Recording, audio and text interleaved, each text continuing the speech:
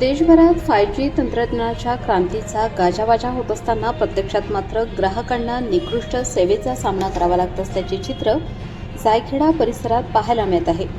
गेल्या काही दिवसांपासून या भागात जिओ कंपनीच्या नेटवर्कची अत्यंत दयनीय अवस्था झाली असून नागरिकांमध्ये तीव्र नाराजी व्यक्त होत आहे.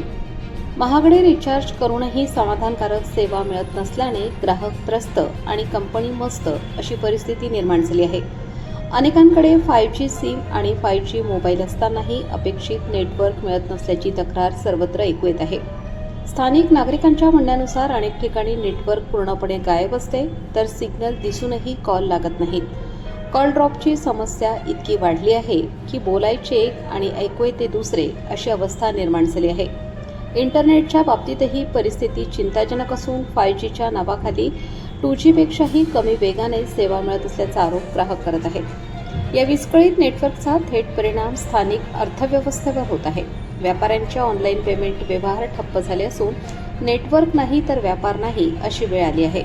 तसेच ऑनलाईन शिक्षण घेणारे विद्यार्थी आणि शासकीय योजनांसाठी इंटरनेटवर अवलंबून असलेले शेतकरीही मोठ्या अडचणीत सापडले आहेत. दरम्यान या ढिसाळ सेवेला कंटाळून अनेक ग्राहक आता मोबाईल नंबर पोर्टेबिलिटीचा पर्याय स्वीकारण्याच्या तयारीत आहेत. जिओ सेवा सोडून इतर कंपन्यांकडे वळण्याचा कल वाढताना दिसत आहे.